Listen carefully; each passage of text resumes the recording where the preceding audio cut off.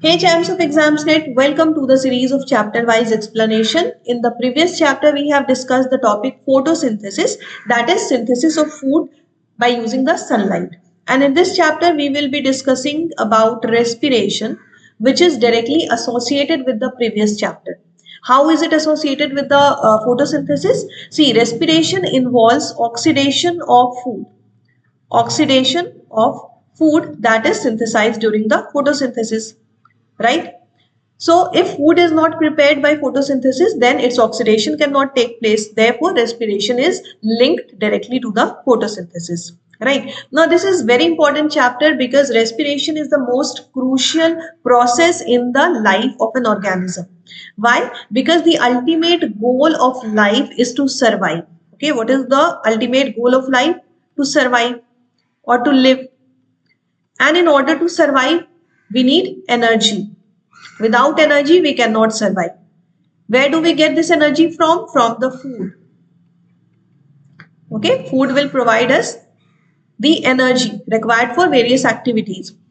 But the question here is, how do we extract the energy that is stored in the food, or how do we utilize this energy?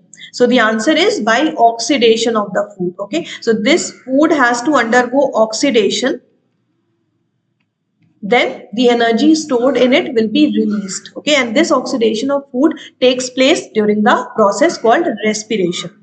So I hope it's understood why respiration is the most important process in the life of an organism. Okay, because if we do not get the energy, then other life processes cannot take place. For example, locomotion. Okay, for locomotion we need energy. If energy is not there, we cannot do any other work, right? Now here we have a diagram. You can see this diagram explains you how the photosynthesis and respiration are linked together or associated with each other. Here you can see photosynthesis, which is taking place in the chloroplast. If you remember, in the previous chapter we have studied how photosynthesis takes place inside the chloroplast, which is one of the organelles of the cell. Whereas respiration takes place in the mitochondria. So this is the mitochondria, okay? Mitochondria. Now, let's have a look at the photosynthesis first. We know that the photosynthesis involves the synthesis of food or formation of food by using the sunlight. So, sunlight is used for synthesis of food, and that is the food is glucose. C6H12O6. Here you can see C6H12O6 is the formula of glucose plus oxygen. Oxygen is also released. From where does this oxygen come from? It comes from the splitting of water. Okay, the substrate of the photosynthesis was carbon dioxide and water. Okay, if you remember the equation, carbon dioxide plus water gives glucose C6H12O6 plus oxygen. This was the equation of photosynthesis, right? So what are the substrates of photosynthesis? Carbon dioxide and water. And what are the products of photosynthesis? Glucose and oxygen. Okay, and let's recapitulate. How did this oxygen come from the water? When water splitting took place, then protons were released, then electron were released, and then oxygen was also released. Okay, so this oxygen is released during the splitting of water. Okay, so it is one of the products of the photosynthesis. Now, what's important here to observe is that during respiration, this product of photosynthesis, that is glucose and oxygen, act as the substrate for respiration. Okay, and as a result, carbon dioxide and water will be released as products. So what do we see here? The reactants or the substrates of photosynthesis are the products of respiration and vice versa. Okay. The substrates of photosynthesis, that is carbon dioxide and water, are the products of respiration, whereas the products of photosynthesis, glucose and oxygen, are the substrates for respiration. Okay, so you can see this is a kind of cyclic process. Okay, so I hope it is understood how these are linked together. Now, when we say respiration, we will be discussing specifically about the cellular respiration. Cellular respiration means that takes place inside the cell. Okay, so cellular respiration is the mechanism for breakdown of food materials within the cell to release energy. We already know that during respiration, we have to extract energy from the food. So how will we extract this energy? By oxidizing the food, okay? And breaking of the food, breakdown of the food will take place to release the energy that were stored in the bonds, okay? Now, when this energy is released, then this energy has to be utilized. It has to be trapped. So the next process will be trapping of this energy to synthesize the ATP.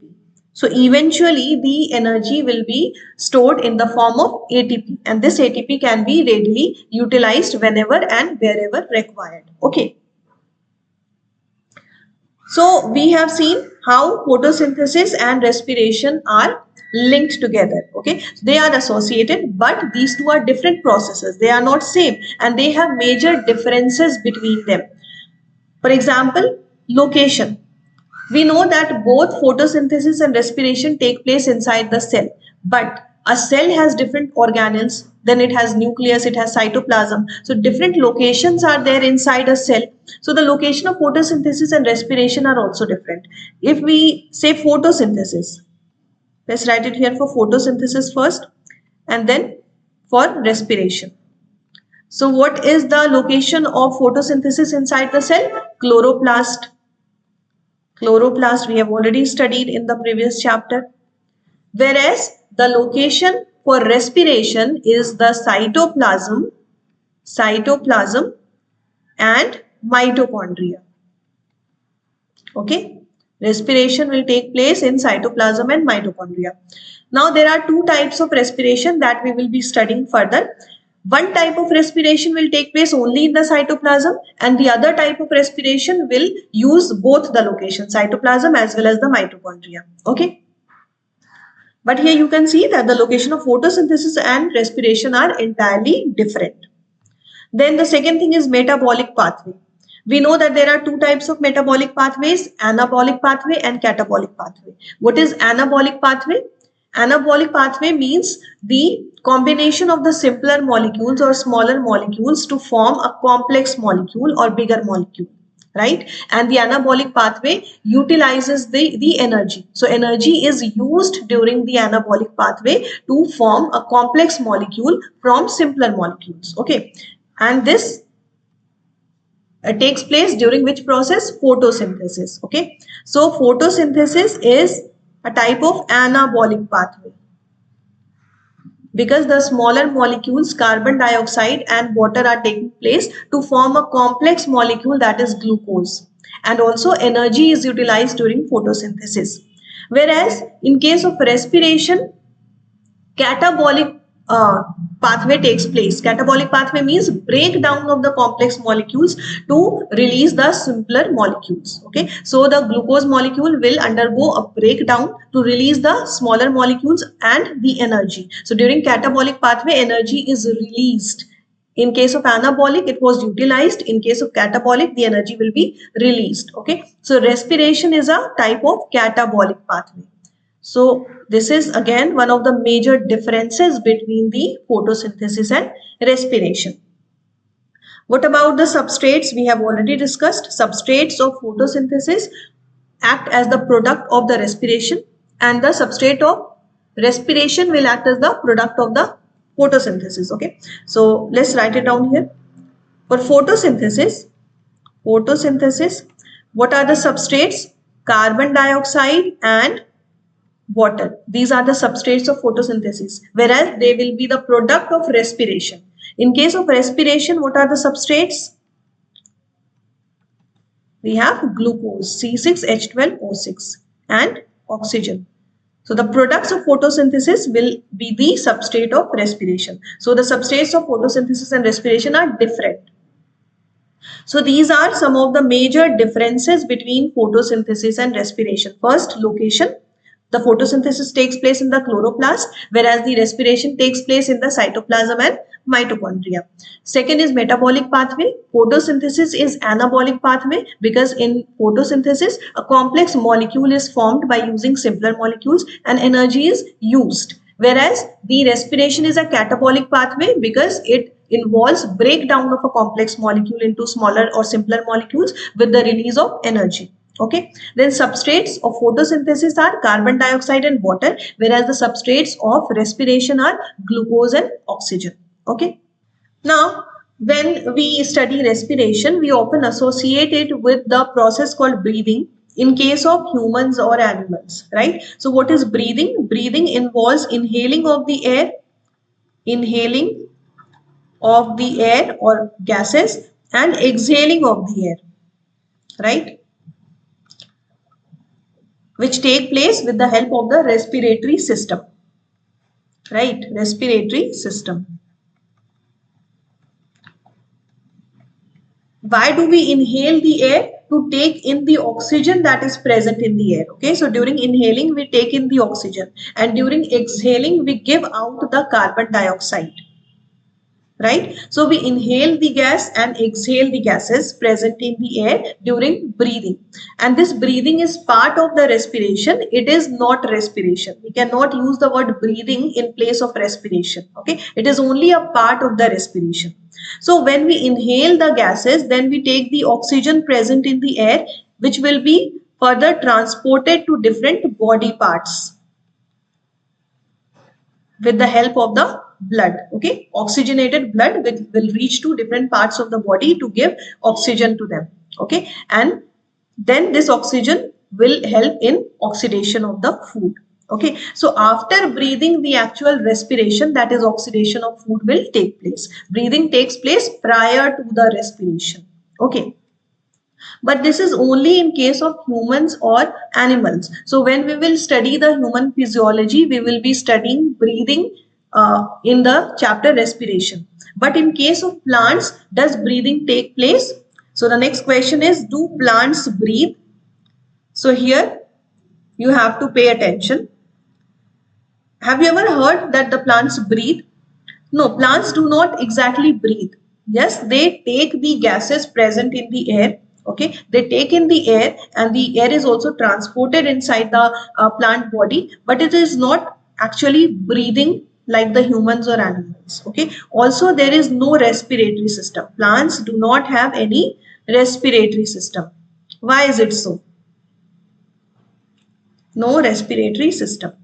See, if we compare the respiration in plants and in animals or humans, here you can see that in case of humans, the oxygen that we need from the air, that will enter into our body through the nostrils, right? The nostril is the entry point of air or oxygen. Then this air will be transported through the trachea and then lungs. Okay, that is through the respiratory system. So the air has to travel a long distance in case of humans or animals. Do any other parts of our body take place in breathing? No. Okay, air does not enter from our hands or legs. So these parts are not involved in the breathing or respiration. Only respiratory system has the responsibility of taking in the air and transporting it, okay, to the different body parts. But in case of plants, it is not the case. In case of plants, all the parts of the plant are taking part in this respiration. Okay, all the parts take care of their own need. For example, leaves. There are numerous leaves present in the plants. Okay, thousands or lakhs of leaves, and each leaf has a large number of stomata. Okay, stomata are the pores that are present in the leaves. Pores present in the leaves of the plants. Okay, so each leaf has a large number of stomata, and then these stomata are used for the for entry of the air inside the leaves. Okay, there are lakhs of leaves, and all the leaves will participate in this. Okay, again, on the stem of the plant we have the pores called lenticels. Okay, these are the pores present in the stems of the plants. So the air is also entering through the lenticels of the stem. So each part of the plant body is used in taking of the air inside the plant body, right? which is not the case in humans or animals. So we have only one system, that is respiratory system. So plants do not require this system because air is already entering through all the body parts of the plants, right? So there is no respiratory system in case of plants, and also plants do not need to breathe like humans or animals. Got it? So what are the reasons for the absence of respiratory system in plants? First, there is very little transport of gases, okay, because each part of the plant is taking care of its own need, right? Then lower rates of respiration. Rate of respiration in case of plants is much lower as compared to humans or animals, right? Therefore, there is less demand for gaseous exchange. Then there is an exceptional condition, that is photosynthesis. Only during the photosynthesis there will be high gaseous exchange taking place inside the plant.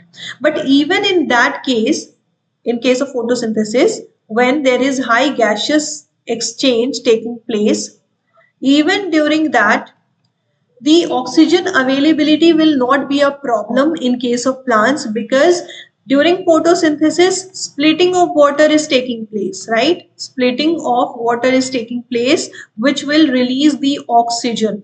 So the amount of oxygen is already increasing inside the cell, right, during the photosynthesis. So they do not need to stress about where to get oxygen from or how to transport the oxygen from one part to another part. Okay, all the leaves are definitely participating during the photosynthesis. So the stomata that are present in the leaves are actively involved during the photosynthesis in gaseous exchange. Okay, so you can see that the exchange of gases or the transportation of gases is much easier in case of plants as compared to animals or humans.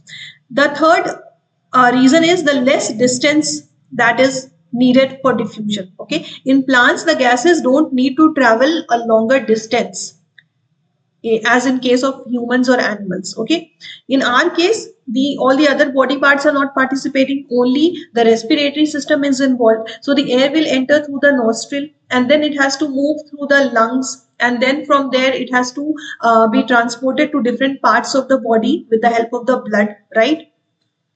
But in case of plants, each part is taking care of its own needs. Also, most of the living parts of the plants are in close association with the surface or the air. Okay, for example, leaves. So we know that the leaves are very thin, right? So the parts of the leaves are in close contact with the surface, and therefore they are in contact with the air that is present around in the environment. Okay. Then even in the woody, thick woody part of the plants like stems, although it looks thick, but the living part is very small. Okay, the living cells are organized only in thin layers with beneath the bark of the plant. Okay, most of the interior of the plant is composed of the dead cells. Okay, so interior part of the plant stem consists of the dead cells, and they have only one function, that is to provide mechanical support to the plant. Okay, they do not take part during the respiration or any other life process, right? The living cells are only organized into thin layers which are in close contact with the surface again. Therefore the distance that the gases have to diffuse is much smaller. Okay, they have very less distance to diffuse.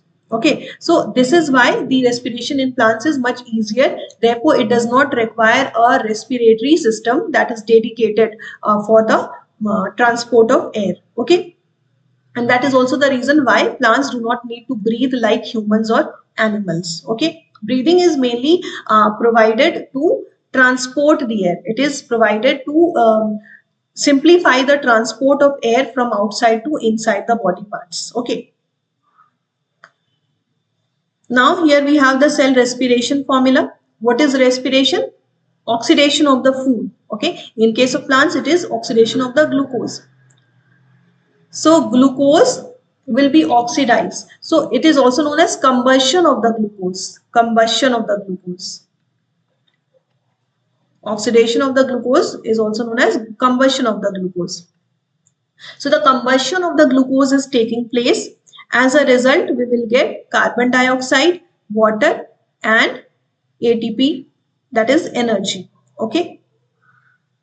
So this reaction you can see is just the opposite of the photosynthesis. Okay. Here you can compare the reactions of photosynthesis and respiration. In case of photosynthesis, carbon dioxide and water were the substrates, okay, and then the products were glucose and oxygen. In case of respiration, it is just the reverse reaction. That is, the substrate, glucose and oxygen, and the products are carbon dioxide and water, okay, along with the chemical energy. So in case of photosynthesis, energy will be utilized, it will be used, whereas in case of respiration, energy will be released, okay, in the form of ATP or heat. Now here the one thing is very important to note, that most of the energy will be released in the form of heat if this combustion will take place in one step. Okay, if the combustion or oxidation of glucose will take place in one single step, then all the energy will be released in the form of heat, and then that will be a waste, because the heat energy will not be useful for the plant in any way, right? But we have to use this energy. This energy has to be used for the synthesis of different molecules. So for that, it is important that we have to stop the energy to be released in the form of heat alone. Okay, it has to be released in the form of ATP. It has to be coupled to form ATP, right? So for that, there is one mechanism in the plant. The plant has a strategy to conserve the energy. For that, they oxidize the glucose in smaller steps, not in just a single large step. Okay, so let me write it here. If the oxidation will take place in a single step, then all the energy will be released in the form of heat, and then this heat energy will be wasteful, okay, because it cannot be used for the synthesis of other molecules. So in order to conserve the energy, the plants have a strategy to oxidize the glucose in small steps. Okay, so the reaction will take place in different small steps, not in a single large step. Okay, so what will happen if this reaction will take place in small steps? In this case, some steps will be large enough to for the energy to get coupled to form ATP. Okay, so in this case, ATP will be formed that can be utilized for various works or for processes. Okay, now here we have to learn about two types of condition. One is anaerobic condition, and the second is aerobic condition. What is anaerobic condition? It is a condition in which oxygen is absent, or the amount of oxygen is not adequate. Whereas in case of aerobic respiration, we have adequate oxygen. Adequate oxygen is present. So what will be the difference in case of respiration in anaerobic and aerobic conditions? In case of anaerobic, when oxygen is absent, in this case, partial oxidation will take place. Partial oxidation. Whereas in case of aerobic respiration, when we have enough oxygen, complete oxidation will take place. Okay, complete oxidation. Okay, so in case of aerobic respiration, complete oxidation will take place, and in case of anaerobic respiration, partial oxidation will take place. Okay.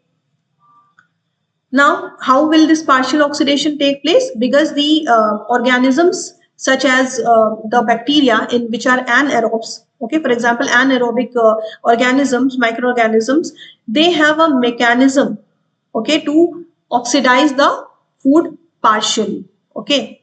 That is why partial oxidation can take place. Now, the partial oxidation is also known as glycolysis. Glycolysis. Okay. And it takes place in the cytoplasm of the cell. Now, what is important to note here, that this partial oxidation will take place in both the conditions, anaerobic condition as well as aerobic conditions. The only difference is that in case of aerobic condition, this partially oxidized glucose will further undergo some reactions to get completely oxidized. Okay, but this partial oxidation, which is also known as glycolysis, will take place in both the conditions. So it will be common in case of anaerobes and aerobes. Glycolysis. So now the next topic is glycolysis. This we have to study about. This is made up of two types, two words. First one is glycose, which is a Greek word for sugar. Okay, sugar. And the other word is lysis, which means splitting. So glycolysis means splitting of the sugar. Okay, and this will take place partially. This is the partial oxidation of the sugar or the glucose. Now, three scientists were involved in giving the scheme of glycolysis. These scientists are Gustav Emden, Otto Meyerhof, and J. Parnas. Now look at the surnames: Emden, Meyerhof, and Parnas. The first letters are E, M, and P respectively. Okay, Gustav Emden, Emden starts from E. Then Otto Meyerhof, Meyerhof starts with M. And J. Parnas, Parnas starts with P. Therefore, this pathway of glycolysis is also known as EMP pathway. Okay, this is another name of glycolysis, EMP pathway. Where will this take place? It will take place in the cytoplasm of the cell, that you have to remember. Okay, and it will take place in both type of organisms, anaerobic organisms as well as aerobic organisms. Okay, in case of anaerobic organism, this will be the only main part of the respiration, whereas in case of the aerobic organisms, this will be just one part of the respiration. There will be other parts also which will completely oxidize the glucose. Okay, so what is glycolysis? It is the partial oxidation of the glucose. Partial oxidation of the glucose, which will result in the formation of two molecules of pyruvate. Pyruvate. What will be the product of the glycolysis? Pyruvate or pyruvic acid. How many pyruvate will be formed? How many molecules? Two molecules of pyruvate will be formed. Now, see, the reaction will start from the sucrose, because we know that in case of plants, the food is stored in the form of sucrose, which is a disaccharide, right? Sucrose is a disaccharide which is made up of two monosaccharides, glucose and fructose. Glucose and fructose. So first the sucrose has to split into glucose and fructose, and then these two monosaccharides, glucose and fructose, will take part in the glycolysis. Okay, so what will enter into the glycolytic pathway? It will be glucose and fructose that will enter into the glycolytic pathway, not the sucrose. Okay, first the sucrose will give back the monosaccharide, that is glucose and fructose, by the enzyme invertase. Okay, enzyme invertase will be used to break the sucrose into glucose and fructose. Then the glucose and fructose will enter into the glycolytic pathway. So now we have to study about the glycolytic pathway. You have to study them very sincerely. Okay, otherwise these can be confusing. Here it is shown only for glucose, but simultaneously fructose will also be going through the similar steps, same steps. Only the initial one or two step will not be same. Then after that all the steps will be same. Okay, so we start with the glucose.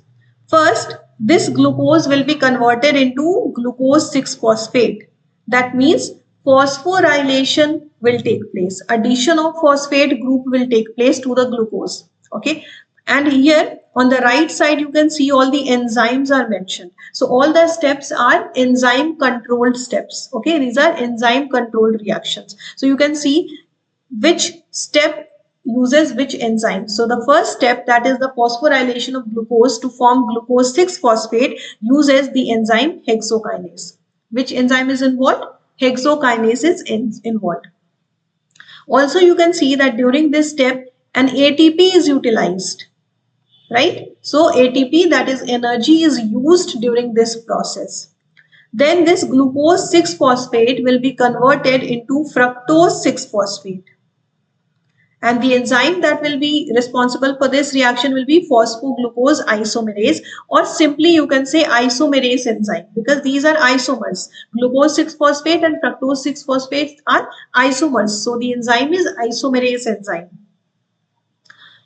Now this has started from the glucose, therefore glucose got converted into glucose 6-phosphate and then fructose 6-phosphate. We know that simultaneously fructose will also be going through the glycolytic pathway. So in case of phosphate, it will be directly phosphorylated to form fructose 6-phosphate.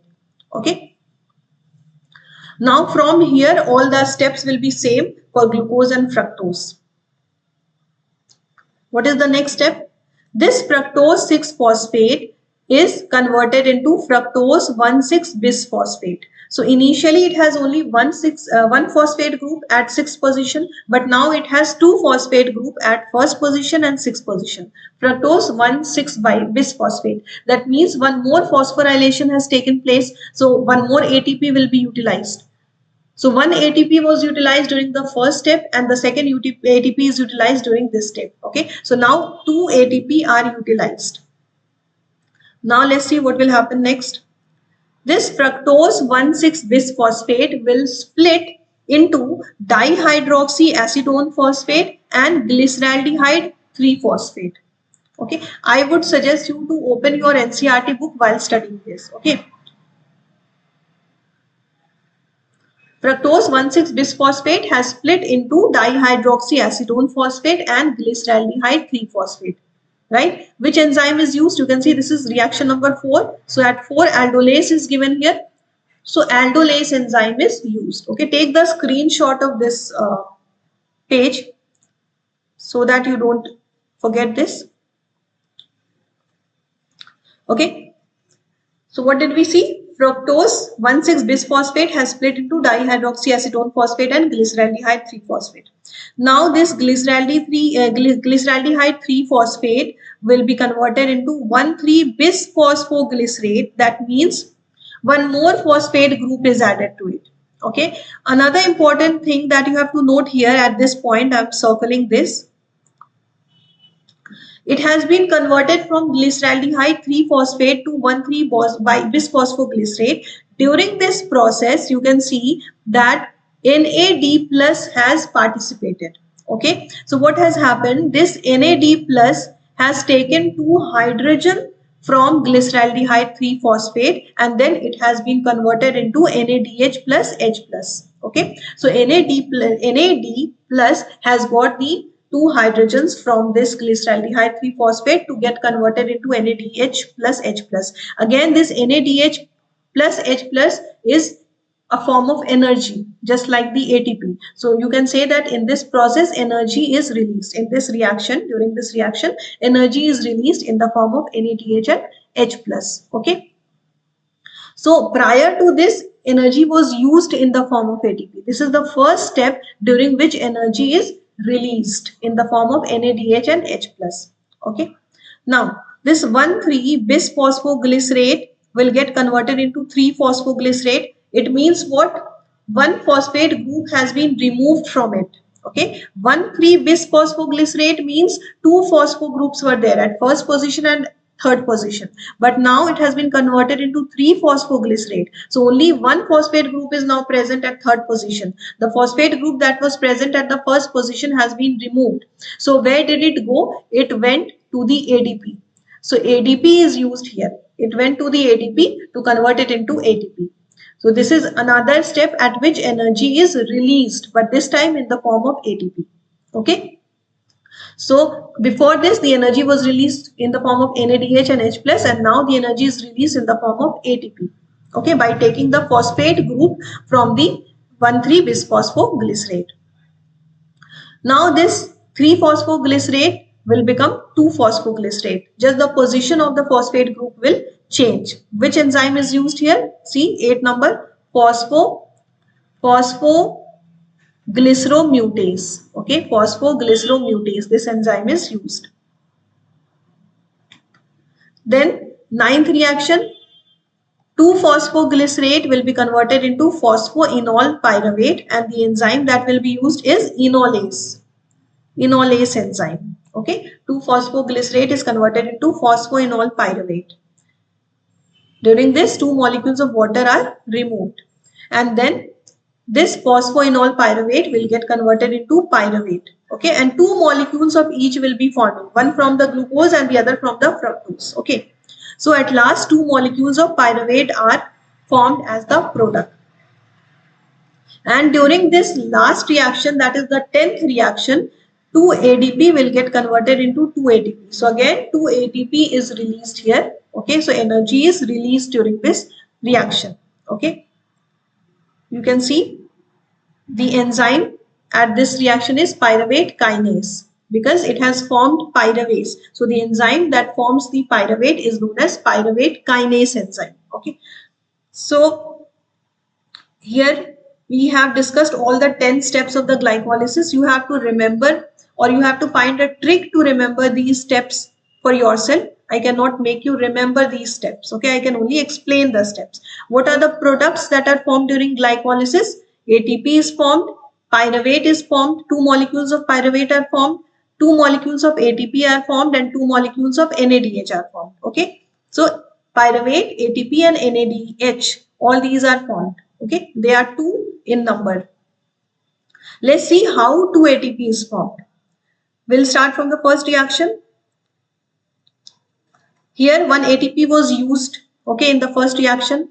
Then at the third reaction, one more ATP is used. So 2 ATP are used, not released. 2 ATP are used. Now look at the 7th reaction. At the 7th reaction, 2 ATP are formed. So this has cancelled each other. Okay, 2 ATP were used in the first and third reaction and 2 ATP are released here. So they have cancelled each other. And then at the 10th step or the last step, 2 ATP are formed. So net ATP that are formed are 2. Okay, let me mention it here. 2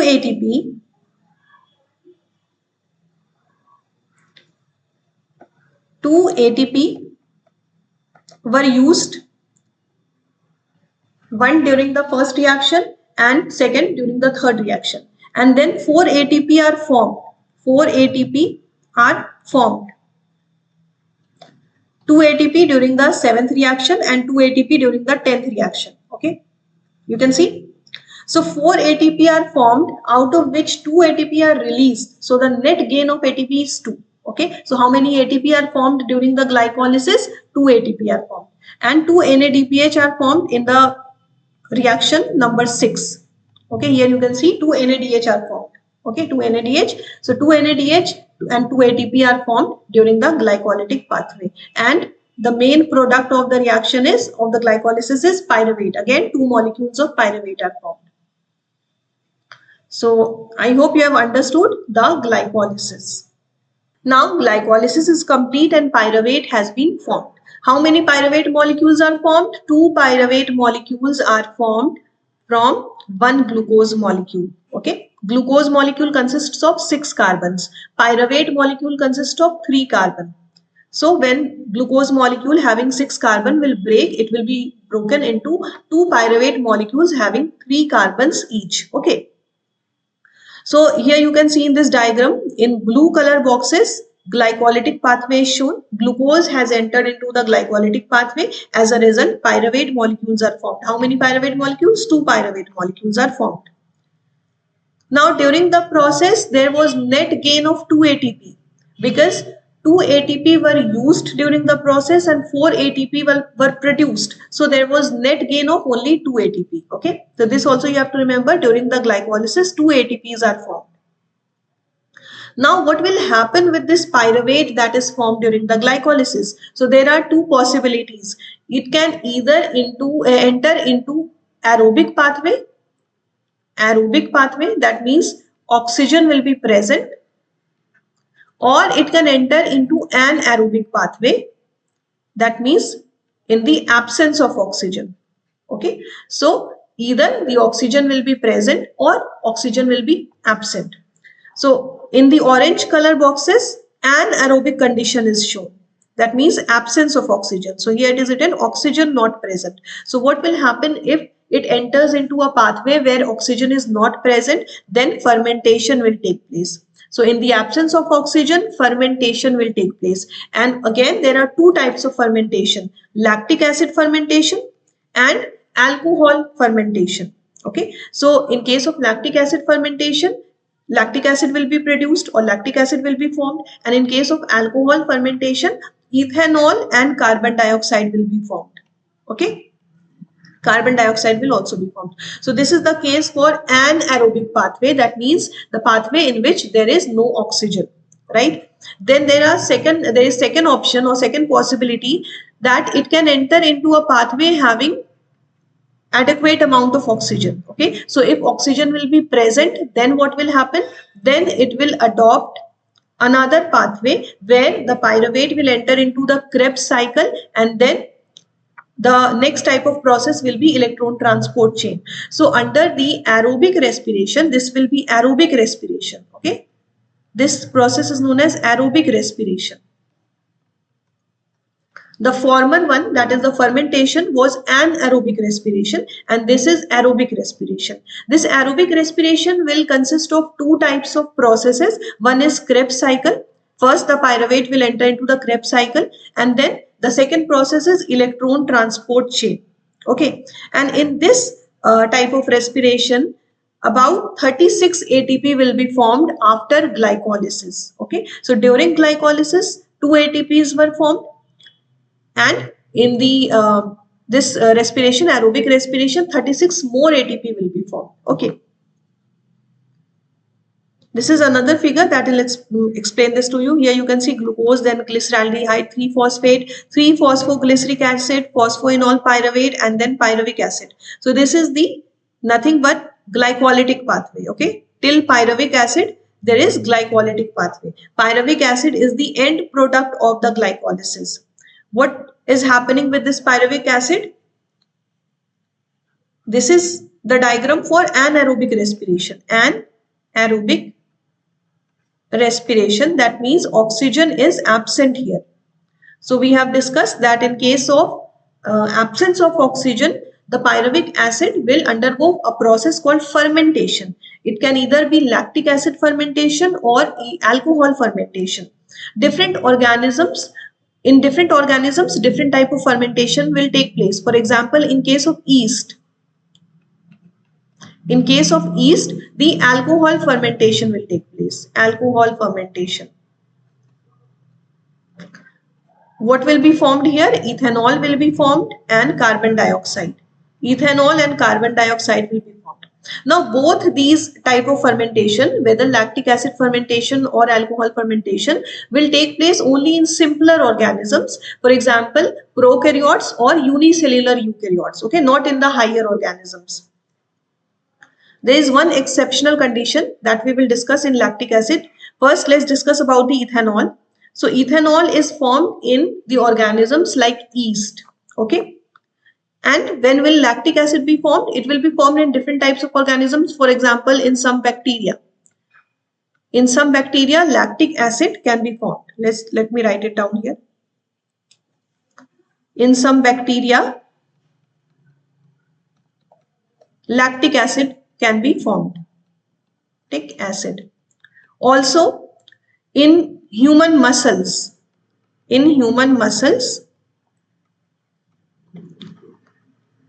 the muscles of our body can also produce lactic acid during the exercise. When the body is involved in heavy exercise, then what will happen? The amount of oxygen can be inadequate at that time, right? So in that case, lactic acid can be formed. So there are two conditions under which lactic acid will be formed: in some lower organisms like bacteria, and in human muscles during heavy exercise. Okay, in both these conditions, lactic acid can be formed. Now, if you look at this diagram, you can see that in these processes, NADH and H plus are used. Okay, so what is happening here? Here, reduction of pyruvic acid is taking place. What is happening? Reduction of the pyruvic acid. Reduction of pyruvic acid. So pyruvic acid is being reduced, and how it will get reduced? By accepting the hydrogen from the NADH and H plus. Okay, so the NADH and H plus will act as the reducing agent for the pyruvic acid. It will give its hydrogen to the pyruvic acid. The pyruvic acid will be reduced to alcohol or lactic acid, and the NADH itself will get oxidized to NAD plus, which will enter into the glycolytic pathway. Okay, so if you have seen the glycolysis, then you will remember that the NAD plus is utilized in the glycolysis. This NAD plus comes from here. Okay. And which enzyme is used during this process? Pyruvic acid dehydrogenase, okay, or pyruvate dehydrogenase enzyme is used. Pyruvate dehydrogenase enzyme.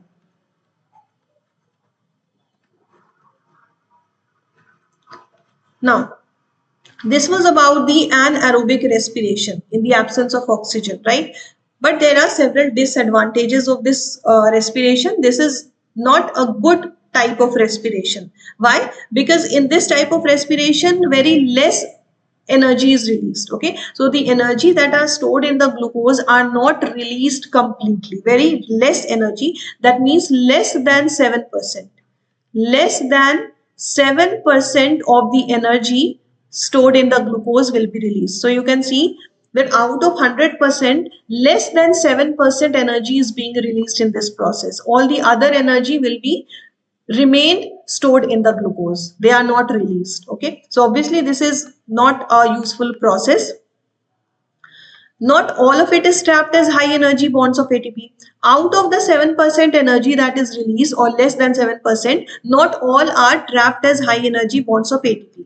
ATP is the most important form of energy. Okay, the body can utilize the energy in the form of ATP. So even out of that small amount of energy, not all are formed, or not all are trapped as ATP. Okay, so there is very few ATP, and how many ATPs are formed? Only 2 ATP are formed, that too during the glycolysis. Okay, during the glycolysis, 2 ATP were formed. After glycolysis, no ATP is formed. Okay, so in case of anaerobic respiration, only 2 ATPs are formed. Then the next disadvantage of anaerobic respiration is that it is a hazardous process or harmful process, right? Why? Because in both types of fermentation, either an acid is being produced, that is lactic acid, or an alcohol is being produced, that is ethanol. And both the acid and alcohol are harmful. Therefore, this overall process or anaerobic respiration is a hazardous process. It is a harmful process, right? Now we have seen that the organisms like yeast, in these organisms, the alcohol fermentation takes place. That means formation of alcohol or ethanol takes place. But even in these organisms, only maximum of 13% of alcohol can be formed. Okay, the concentration of alcohol that will be formed by the yeast will be maximum 13%. Okay, or less than 13%. If the concentration of alcohol becomes more than 13%, then what will happen? The yeast will poison itself. It will not form more than 13% concentration of alcohol. If the concentration will increase above 13%, it will poison itself. It will die. Okay, so how can we make higher concentration of alcohol? If you have to prepare higher concentration of alcohol, then you can use the process called distillation. Naturally, these organisms cannot produce more concentration of alcohol. Okay, this is important point. Only 13% alcohol can be formed by the yeast. Then in this process, incomplete oxidation takes place. Okay, under anaerobic condition, that means in the absence of oxygen, incomplete oxidation of glucose will take place. Whereas in the aerobic condition, that means in the presence of oxygen, complete oxidation can take place. Okay, so in anaerobic, incomplete oxidation will take place. Now here NADH and H plus is used. You can see NADH and H plus is used as a reducing agent, right? It is used as a reducing agent, and it is itself get oxidized to NAD plus, which will enter into the glycolysis. And this is a slow process. Okay, this is a slow process. This makes the process slow. Now, we come to the aerobic respiration. We have done the anaerobic respiration. Now we come to the aerobic respiration. That means oxygen will be present in adequate amount. Okay, oxygen is present. So here complete oxidation will take place. Complete oxidation. Here we can have total gain of 38 ATP.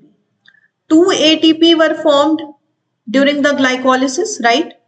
2 ATP were formed during glycolysis, and after glycolysis 36 ATP can be formed. Okay, 36 can be formed after glycolysis.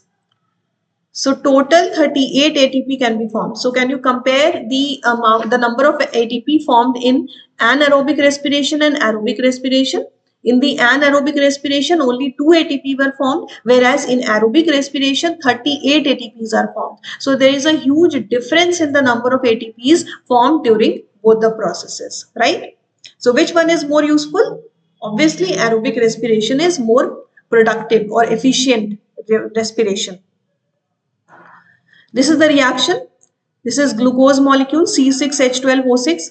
This is oxygen. Reaction took place. Carbon dioxide, water and energy are released. Okay. So this complete oxidation of glucose will lead to the release of carbon dioxide, water and energy. Now here you have to, you should know that what is the role of oxygen here? What does oxygen do? Oxygen acts as the terminal electron acceptor, okay, or final electron acceptor. Final electron acceptor or hydrogen acceptor, and it will combine with hydrogen to form water molecule. So this oxygen will receive the electron from the electron transport system, as well as it will combine with the hydrogen to form the water molecule. Okay. So this is the reaction for the respiration, and it is for complete oxidation of glucose. Here NADH and H plus will again be acting as the reducing agent, but this time it will be a vigorous reaction. In the anaerobic, it was a slow process. Here it is a fast process. Okay, it is a fast process. This is again one of the differences. What is the role of oxygen here? It will act as the final electron acceptor, and it will combine with hydrogen to form water molecule. This is the reaction. Half oxygen molecule. Then here we have it combines with proton and electron. It will accept the electron and proton, and it will form the water molecule. Here you can see this is just the reverse type of reaction that we have seen in photosynthesis during the splitting of water. Okay, in photosynthesis during splitting of water, water molecule was broken into proton, electron and oxygen. Here the reverse reaction is taking place. So now we have summarized the crucial events as mentioned in the NCERT. What are the crucial events that are taking place during aerobic respiration? Complete oxidation of pyruvate is taking place by stepwise removal of all the hydrogen atoms. Okay. So oxidation of the pyruvate will be taking place by stepwise removal of the hydrogen atoms. So all the hydrogen atoms of the pyruvate will be removed in a stepwise manner, leaving 3 carbon dioxide molecules. Okay, we know that the pyruvate is a 3 carbon molecule, right? 3 carbon molecule. When it will be broken, all the 3 carbons will be released in the form of carbon dioxide. Okay, so 3 carbon dioxide molecules will be released after the metabolism of one pyruvate molecule. But we already know that for the metabolism of one glucose molecule, 2 pyruvates are formed during glycolysis. So one pyruvate will lead to the formation of 3 carbon dioxide molecule, to the release of 3 carbon dioxide molecule. So 2 pyruvates will lead to the release of 6 carbon dioxide molecules. That you should remember. Now the electrons will be released. Okay, so passing of the electrons which are removed as part of the hydrogen atoms to the molecular oxygen with simultaneous synthesis of ATP. See what happens. Pyruvate will be reduced. It will be reduced. How it will be reduced? By the removal of hydrogen. We know that the reduction involves addition of oxygen or removal of hydrogen. So here the reduction of pyruvate will take place by the removal of hydrogen. Removal of hydrogen. Now, this hydrogen consists of protons as well as electrons, right? So the electrons from this hydrogen will also be removed. Now the electrons that are removed from the hydrogen will pass from one carrier to another through the electron transport system, and then eventually it will be received by the oxygen. So the oxygen will eventually receive this electron along with a proton to form the water molecule. Got it?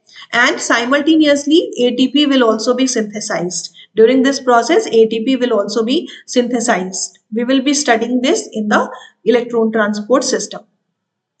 So what has happened? Pyruvate was formed during the glycolysis in the cytosol. Cytosol means cytoplasm. Okay, so it was formed during the glycolysis. Then further processes have to take place in the mitochondria. Therefore, this pyruvate from the cytoplasm will be transported to the mitochondria. It will be transported to the mitochondrial matrix, where oxidative decarboxylation of pyruvate will take place. Decarboxylation means removal of the carbon dioxide. Removal of carbon dioxide. So all the 3 carbons of the pyruvate will be removed in the form of carbon dioxide. Okay, this is oxidative decarboxylation and it will take place in the matrix of the mitochondria. So in earlier we have discussed that the anaerobic respiration takes place in the cytoplasm only, that is glycolysis, whereas aerobic respiration takes place in the cytoplasm plus mitochondria, right? In the cytoplasm, glycolysis has taken place and further reactions will take place in the mitochondria. Again, in mitochondria, there are 2 parts. In mitochondria, it can take place in the mitochondrial matrix or it can take place in the inner mitochondrial membrane. Okay, so the aerobic respiration consists of 2 processes. One process is Krebs cycle and the second process is electron transport system. So the Krebs cycle will take place in the mitochondrial matrix, whereas the electron transport system will take place in the inner mitochondrial membrane. Okay. Now here you can see we have the pyruvic acid. What happens with the pyruvic acid or the pyruvate? It will combine with coenzyme A. See, this process will require the involvement of enzyme and coenzymes both. Okay, the enzyme that is used is pyruvate dehydrogenase enzyme, and the coenzymes that are used are coenzyme A and NAD+. Both coenzyme A and NAD+ are coenzymes. Okay, so the pyruvic acid will combine with the coenzyme A. One carbon dioxide will be removed from it, right? The pyruvic acid consists of 3 carbons. Pyruvic acid consists of 3 carbons, out of which 1 carbon will be removed as carbon dioxide and 2 carbons will combine with coenzyme A to form the acetyl coenzyme A. Okay, so acetyl coenzyme A will consist of 2 carbons. Got it? 2 carbons in the acetyl coenzyme A and 1 carbon released in the form of carbon dioxide. And this NAD plus enzyme will get reduced to NADH and H plus. Again, this NADH and H plus can be used somewhere. So this was the introduction of the aerobic respiration. It was just the introduction. Now we will study in detail the 2 processes under the aerobic respiration. First is tricarboxylic acid cycle, which is also known as Krebs cycle. It takes place in the mitochondrial matrix, right? Mitochondrial matrix. And it is also known as Krebs cycle. Why? Because it was elucidated first by the scientist named Hans Krebs. Okay, so Krebs is named after the scientist name. Okay. So let's see what happens during the TCA cycle or Krebs cycle. Full form of TCA is tricarboxylic acid cycle. So what we already know, we know that during glycolysis, the glucose molecule gets converted into 2 molecules of pyruvate. Okay. So glucose is converted into pyruvate molecules. But this is an incomplete oxidation of glucose. Incomplete oxidation. and it is common in all types of organisms, whether aerobic or anaerobic, right? Here we are specifically discussing the aerobic respiration. So in case of aerobic respiration, the glucose has to oxidize completely, right? So the pyruvate molecules which are formed after the glycolysis of glucose will have to be oxidized further, right? For that, the pyruvate molecules will enter into a cyclic pathway known as Krebs cycle or TCA cycle, right? But this pyruvate molecule cannot enter into the cycle directly. So it will have to get converted into acetyl coenzyme A, and then that acetyl coenzyme A will be able to enter into the cycle directly, okay? So look at this diagram here. You can see this is the conversion of pyruvate into acetyl coenzyme A. Now we know that the pyruvate molecule is a 3-carbon molecule. It consists of 3 carbons, right? So when pyruvate gets converted into acetyl coenzyme A, which is a 2-carbon molecule, then 1 carbon has to be released from it. Okay, pyruvate is a 3-carbon molecule, whereas acetyl coenzyme A is a 2-carbon molecule. That means 1 carbon has to remove from the pyruvate, right? So 1 carbon will be removed. That means decarboxylation will take place. Okay, removal of carbon dioxide means decarboxylation. Decarboxylation. So decarboxylation of pyruvate will take place. 1 carbon dioxide will be removed and the coenzyme A will be added to it. Okay, so it will remove the carbon dioxide, but it will be attached with the coenzyme A. Then what will be formed? Acetyl coenzyme A will be formed, which is a 2-carbon molecule. So what is the main point here? One point is that carbon dioxide is released, 1 carbon dioxide, and in addition you have to remember that 1 NADH is also formed after the reduction of NAD+. Okay, so 1 NAD+ will also be reduced during this process to give NADH and H+. Okay. So both these things are important.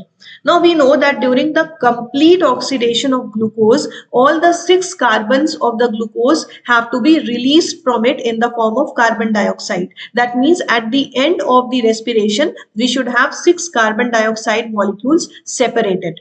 Right now, when glycolysis happens, then the glucose breaks into only 2 molecules having 3 carbons each, right? And each molecule is known as pyruvate. Now these pyruvate molecules will further oxidize to give all the 3 carbons in the form of carbon dioxide. So that means pyruvate molecule, which is a 3-carbon molecule, will undergo oxidation and all the 3 carbons of the pyruvate will be released in the form of carbon dioxide. That means after oxidation of 1 pyruvate molecules, 3 carbon dioxides should be released.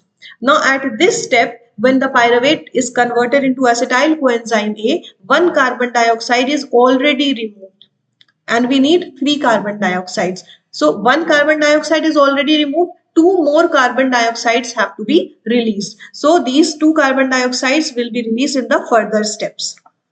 Let's see. The acetyl coenzyme A now can enter directly into the cycle and it will condense with the first member of the cycle, that is oxaloacetic acid. So what is the first member of the cycle? Oxaloacetic acid. So the condensation of the acetyl group with the oxaloacetic acid will take place. Okay. Now oxaloacetic acid is a 4-carbon molecule.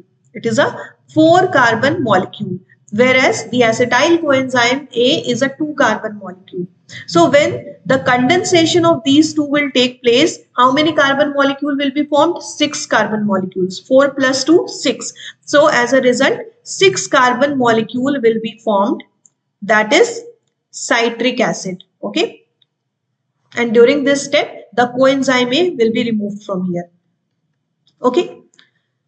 So what is the first step of the Krebs cycle? The condensation of the acetyl coenzyme A and oxaloacetic acid.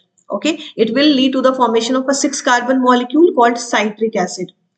Now, this citric acid will again undergo decarboxylation. That means removal of carbon dioxide. So from here, carbon dioxide will be removed. Citric acid was a 6-carbon molecule and 1 carbon has been removed in the form of carbon dioxide. So how many carbons left? 5 carbons are left. So now as a result, a 5 carbon molecule known as alpha ketoglutric acid will be formed. Okay, so citric acid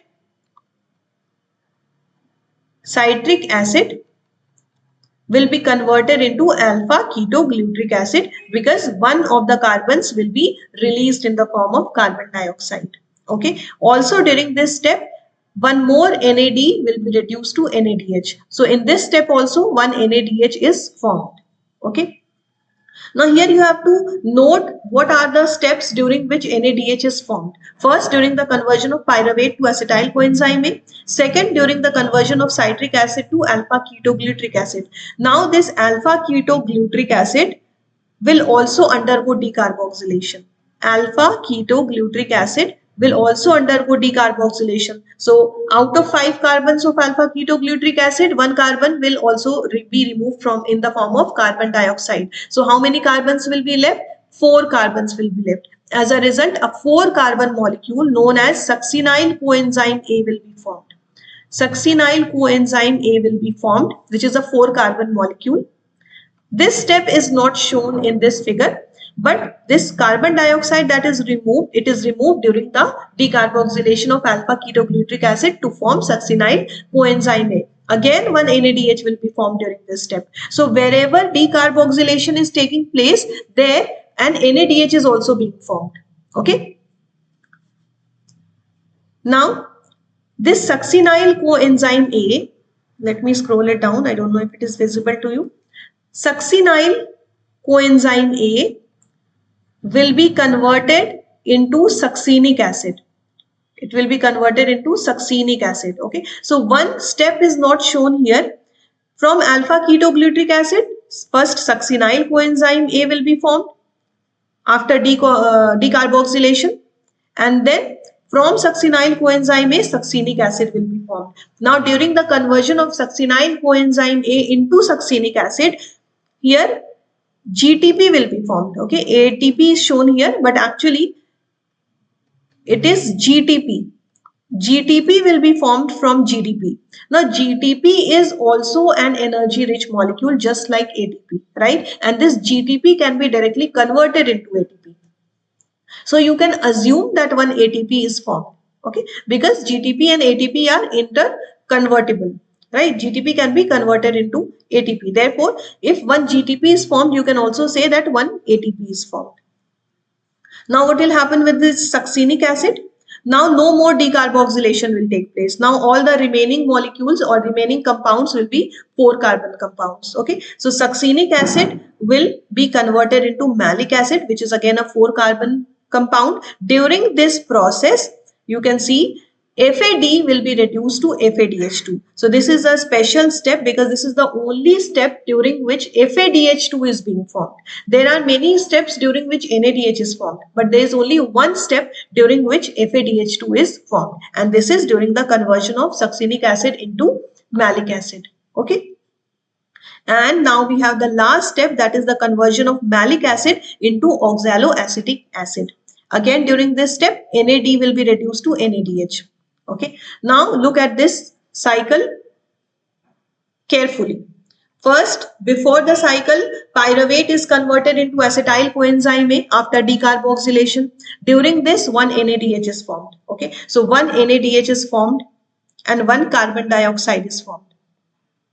Now, during the cycle, you can see there are 2 steps at which carbon dioxides are removed. One during the conversion of citric acid into alpha ketoglutric acid, and second during the conversion of alpha ketoglutric acid into succinyl coenzyme A. So 2 carbon dioxides are removed here in both the steps. Okay, 1 carbon dioxide in each step, and 1 carbon dioxide was already removed during the conversion of pyruvate into the acetyl coenzyme A. So now all the 3 carbons of pyruvate have been released in the form of carbon dioxide. That means complete oxidation of pyruvate has taken place, right?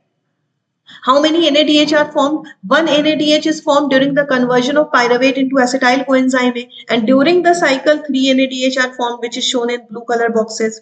One during the conversion of citric acid into the alpha ketoglutric acid. Second, during the conversion of alpha ketoglutric acid into succinyl coenzyme A, and the third during the conversion of malic acid into oxaloacetic acid. So 1 NADH is formed before the cycle and 3 NADH are formed during the cycle. So total 4 NADH are formed. But how many FADH2 are formed? Only one FADH2 is formed, that is during the conversion of succinic acid into malic acid. Okay. So we can summarize the equation for this.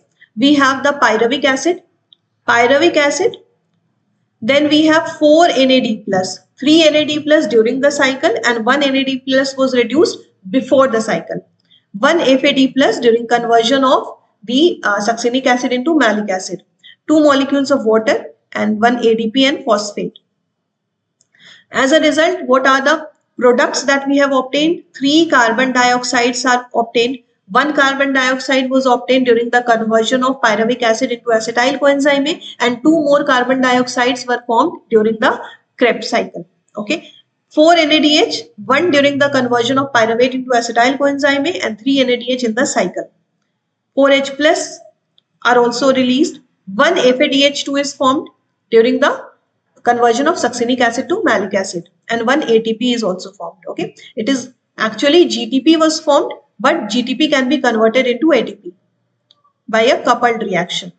So you can say that 1 ATP is also formed during this process. So this is the summary of the reaction. Okay, 4 NADH are formed, 1 FADH2 is formed, and 1 ATP is formed. This is the result. So now I hope TCA cycle or the Krebs cycle is clear to you. So let's revise what has happened. First we discussed glycolysis, right? And we know that glycolysis is incomplete oxidation of the glucose. Incomplete oxidation, right? The glucose molecule consists of how many carbons? 6 carbons. So there were 6 carbons in the glucose molecule. And after glycolysis, 2 molecules of pyruvate have been formed having 3 carbons each. Okay, so the 6 carbons of the glucose have been separated into 2 groups. Okay, each group having 3 carbons. Therefore, it is incomplete oxidation. After complete oxidation, all the 6 carbons will be released in the form of carbon dioxide. And when we discussed the TCA cycle or Krebs cycle, there we saw that after the oxidation of a pyruvate molecule, 3 carbon dioxides were released, right? So 1 pyruvate molecule released 3 carbon dioxides. And there are 2 pyruvate molecules which are obtained after the partial oxidation of glucose. So after the oxidation of 2 pyruvate molecules, 6 carbon dioxides will be released. Okay. The oxidation of 1 pyruvate molecule through the Krebs cycle led to the formation of 3 carbon dioxides. Therefore, after 2 turns of the Krebs cycle, 2 pyruvate molecules will be oxidized and 6 carbon dioxides will be released. Okay, that means all the 6 carbons of the glucose molecule have been released in the form of carbon dioxide. So we can say that now after the Krebs cycle, complete oxidation of glucose has taken place, right? So this was the aerobic respiration. But we also know that in case of aerobic respiration, we have to study 2 processes. First one is Krebs cycle and the other is electron transport system. The Krebs cycle takes place in the matrix of the mitochondria. Okay, mitochondrial matrix. Whereas the electron transport system takes place in the inner membrane of the mitochondria. The mitochondria is a double membrane bound structure. Inner membrane, having inner membrane and outer membrane. So this electron transport system is located in the inner membrane of the mitochondria, right? But since all the 6 carbons of glucose have been released and we can say that the glucose has been oxidized completely, then why do we need to study the electron transport system? Why is it important? So if you remember during the Krebs cycle, there was 1 ATP formed, okay, 1 GTP was formed and that GTP can be directly converted into ATP. So we can say 1 ATP was formed. In addition to that, 4 NADH were also formed, right? 1 NADH was formed during the conversion of pyruvate into acetyl coenzyme A and then 3 more NADH were formed during the Krebs cycle. In addition to this, one FADH2 molecule was also formed. Now, how can we use these energies? How can we use the NADH and FADH2? We know that the ATP can be used readily by the body, but the body cannot use the energy stored in NADH and FADH2 directly. That means the energy which are stored in the NADH molecule and FADH2 molecule, they have to be converted into ATP in order to be utilized by the body. Okay, so for that, electron transport system becomes important. So what is the importance of the electron transport system? It will help in utilizing the energy which is stored in the NADH and FADH2. So it releases and utilizes the energy stored in NADH and FADH2. Electron transport system is located where? In the inner membrane of the mitochondria. Okay, inner mitochondrial membrane. So we can say that it is a metabolic pathway which involves passing of electron from one carrier to another.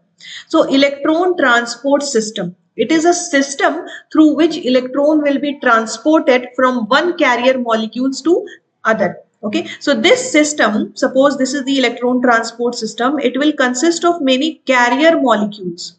There can be a large number of carrier molecules through which electron will be transported. Okay, but all these carrier molecules are present in the form of complexes. That means more than one carrier molecules are present together in the form of complex. So how many complexes are there? 5 complexes are there in the electron transport system. Complex 1, complex 2, complex 3, complex 4 and complex 5. So let's see what are these 5 complexes. Here, try to remember the names of each complex, okay, because it can be quite confusing. This is actually the most confusing topic of this chapter, okay, so you have to pay attention. Complex 1 is NADH dehydrogenase. What is complex 1? NADH dehydrogenase. So what is the role of NADH dehydrogenase? It will oxidize the NADH. Okay, it will oxidize the NADH. Oxidize means it will remove the hydrogen of the NADH. So here NADH will be used as the electron donor. Okay, what is the main motive of electron transport system? To utilize the energy that is stored in NADH and FADH2.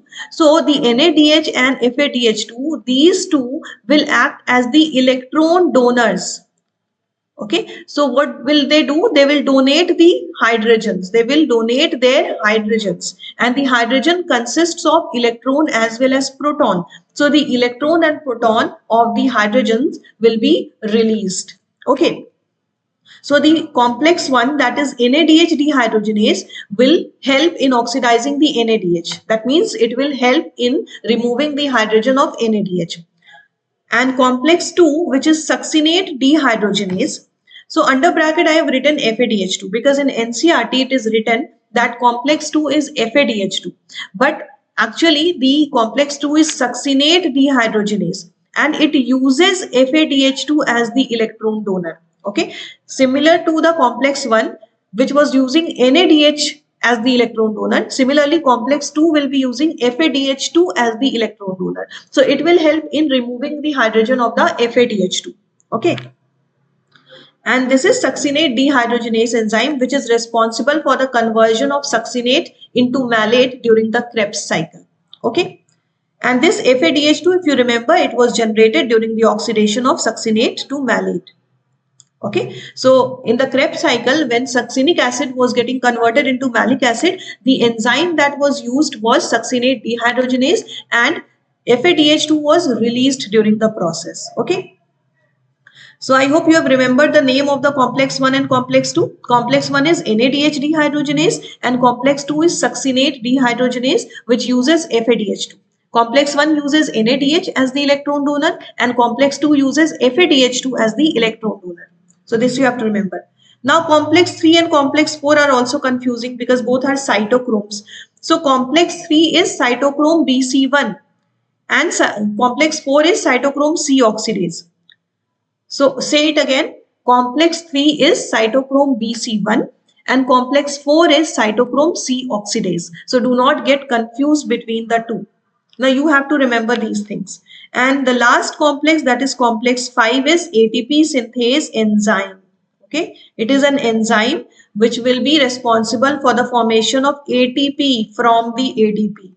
Okay, so it will help in the phosphorylation of ADP into ATP and the formation of ATP. Okay. So let's recapitulate now. Complex 1 is NADH dehydrogenase, which uses NADH as the electron donor. Okay, it will help in removing the hydrogen of NADH. Similarly, complex 2 is succinate dehydrogenase, which will use FADH2 as the electron donor. Okay, so it will help in removing the hydrogen of FADH2. Complex 3 is cytochrome BC1.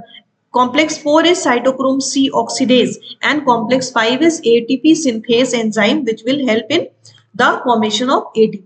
Okay.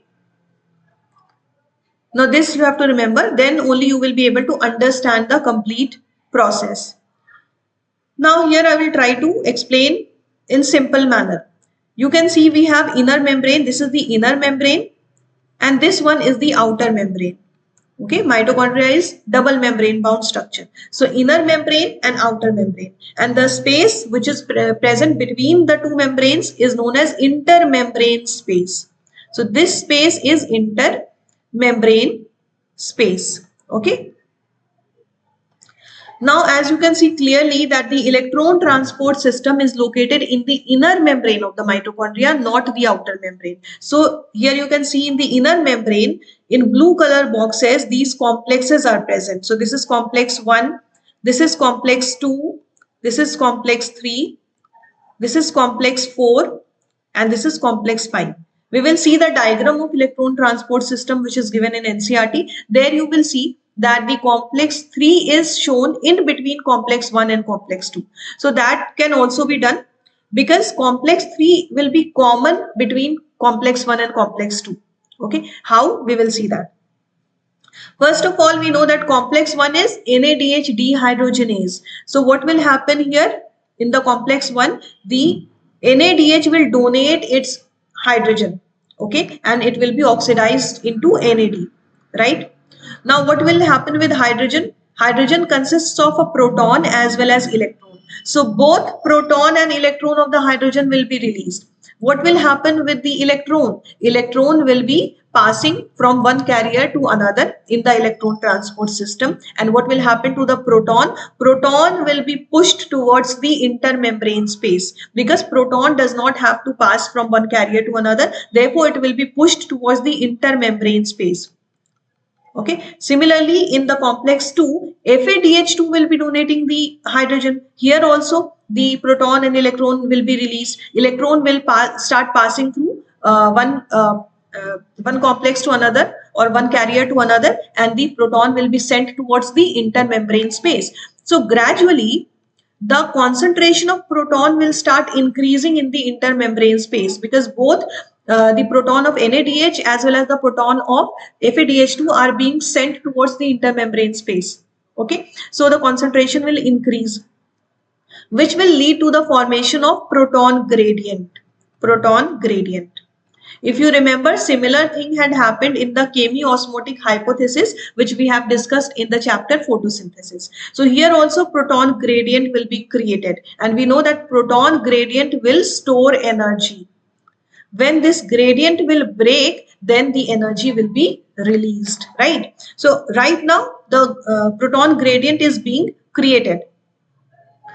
So what will happen with the electron? Electron from the complex 1 will pass to the complex 3, and the electron from complex 2 will also pass to the complex 3. So the complex 3 is receiving the electron from complex 1 as well as complex 2. Therefore, sometimes complex 3 is shown in between complex 1 and complex 2, okay, because it is receiving the electron from complex 1 as well as complex 2. Complex 4 is there, complex 5, that is ATP synthase enzyme, is there. Now we will see what exactly happens inside each complex, because we know that each complex consists of many carrier molecules. Okay, each complex will consist of many carrier molecules. For example, FMN is flavin mononucleotide, it is also one of the carrier molecules. FES, iron sulfide, it is also one of the carrier molecules. Ubiquinone is also a carrier molecule, but the difference is that FMN and FES, these are present inside the complex 1 or complex 2, but ubiquinone is present outside the complex in the inner membrane of the mitochondria. So ubiquinone is a mobile carrier. It is a mobile carrier. It will be carrying the electron from complex 1 and passing it to complex 3. Similarly, it will be carrying the electron from complex 2 and passing it to the complex 3. Okay. So ubiquinone is mobile carrier which will be passing the electrons from complex 1 and complex 2 to the complex 3. Okay. So just try to remember this sequence. We will have a look at the diagram, then you will understand it completely. Okay. So the electron from complex 1 will be passed to the FMN, flavin mononucleotide, which is present in the complex 1. Then from FMN, it will be passed to the FES, iron sulfide. It is also present in the complex 1. And then from the FES, it will be passed to the ubiquinone, which is present outside the complex 1. Okay, and this ubiquinone will take this electron and pass it to complex 3. Complex 3 is eventually getting the electron from complex 1 and complex 2. Similarly, in complex 2, the electron that is released will be passed to FES. Then this FES will pass this electron to ubiquinone located outside the complex, and then this ubiquinone will take this electron and pass to the complex 3. So ubiquinone is taking the electron from complex 1 and passing to complex 3. It is also taking the electron from complex 2 and passing to complex 3. Okay. So complex 3 is the final destination of ubiquinone. So now after the complex 3 has received the electrons from complex 1 and complex 2, the electron will be passed next to the complex 4. So how will the electron pass to the complex 4? First we will see what happens inside complex 3. So what is the name of the complex 3? Do you remember? It is cytochrome BC1. Okay. It is cytochrome BC1. That means it will consist of the carrier molecules like cytochrome B, and it will also consist of cytochrome C1. Okay. So cytochrome B and cytochrome C1 are the carrier molecules present inside the complex 3 along with the FES. Okay, so the electron will be first passed to the cytochrome B, then it will be passed to the FES, and then it will be passed to the cytochrome C1. All these three are present inside the complex 3. So these are not mobile carriers. Then it will be passed to the cytochrome C, which is a mobile carrier just like the ubiquinone. Okay. So it is also a mobile carrier which is located outside the complex. Now this time cytochrome C will take the electron from complex 3 and go and pass it to the complex 4. Okay. So this cytochrome C will pass the electron to the complex 4. Now what is complex 4? Complex 4 is cytochrome C oxidase, right? You have to remember the names. Now, what does it contain? It consists of cytochrome A, cytochrome A3 along with 2 copper centers. So, there are 2 copper centers in complex 4 and there are cytochrome A and cytochrome A3. So, electron will pass to cytochrome A and then cytochrome A3 which are present inside the complex 4. Now, where will the electron go from? Here, it will go to the oxygen. We have already discussed earlier that oxygen acts as the terminal electron acceptor. Okay. So what happens? Oxygen will accept the electron as well as proton because it has to make water molecule, right? So it will need proton molecule as well. So oxygen does not only act as the final electron acceptor, but it also acts as the final proton acceptor. Okay. So it will accept this electron from here. It will also take a proton and then it will make water molecule that is formed during the respiration. Okay. So now all the electrons have been transferred. Okay. They have been transported through the electron transport system. What is the role of the fifth complex 5, that is ATP synthase enzyme, that will help in the passage of protons back to the mitochondrial matrix. Now let's see what do I mean. We will study about the this complex 5 later. First, let's try to understand this electron transport system through the diagram. Okay. Now look at this diagram. Let me maximize this. Let me zoom in. Now here you can see on the left side we have intermembrane space. In between we have inner mitochondrial membrane. Okay, so this side we have inner mitochondrial membrane where electron transport system is located. This side we will have outer mitochondrial membrane, and this is intermembrane space between the inner membrane and outer membrane. Now inside the inner mitochondrial membrane, that means on the right side we have the matrix where Krebs cycle has taken place. Okay, Krebs cycle takes place in the matrix. So NADH was produced in the matrix because Krebs cycle has taken place in the matrix. Therefore, NADH and FADH2 are formed in the matrix of the mitochondria. Now we know that the NADH and FADH2 will donate their hydrogens. So hydrogen is removed from it, and the complex 1 is NADH dehydrogenase. You can see here in yellow color box complex 1 is shown. Okay, so yellow color box represents complex 1. So you can see inside the complex 1 we have FMN, we have FES. The electrons are passed from FMN to FES, and then it is passed to the ubiquinone, which is located outside the complex 1. You can see ubiquinone is located outside the complex 1. This is ubiquinone, right? So ubiquinone takes the electron from complex 1, that is shown in yellow color, and it will pass the electron to the complex 3, which is shown in green color box. So in green color box we have complex 3, that is cytochrome BC1. Okay, so the electron from complex 1 has been passed to the complex 3 with the help of ubiquinone. Now inside the complex 3 you can see we have cytochrome B, we have FES, and we have cytochrome C1. So electron will be passed from cytochrome B, then FES, and then to the cytochrome C1. All these three are present inside the complex 3. Now the electron will come to the cytochrome C, which is located outside the complex 3, but it is located near the boundary of the complex 3 so that it can receive that electron from complex 3 and pass it to the complex 4. So this cytochrome C will take this electron and pass it to the complex 4. Okay. Now here you can see where is complex 2. This complex 2 is shown in the purple color. Okay. This purple color shape which is shown like this, it is complex 2. Okay.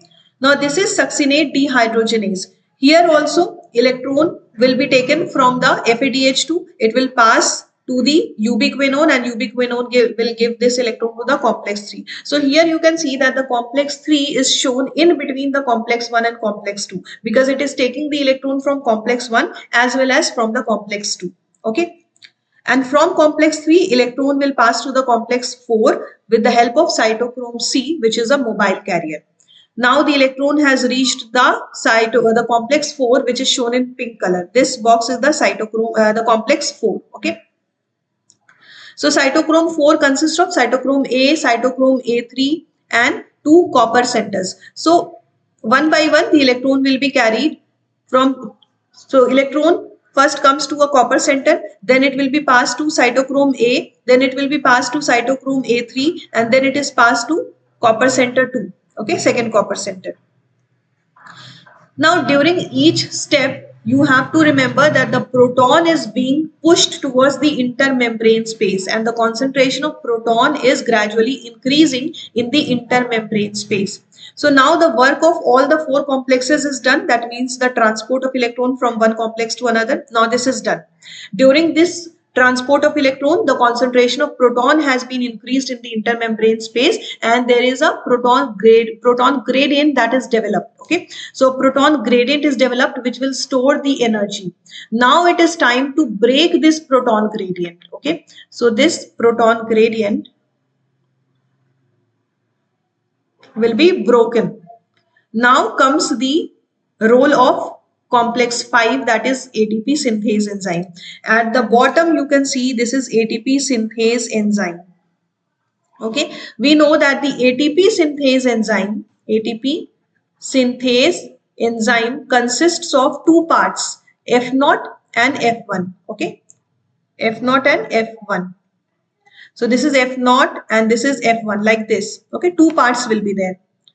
F naught will be embedded in the membrane and F1 part will be protruding outside towards the matrix. Okay.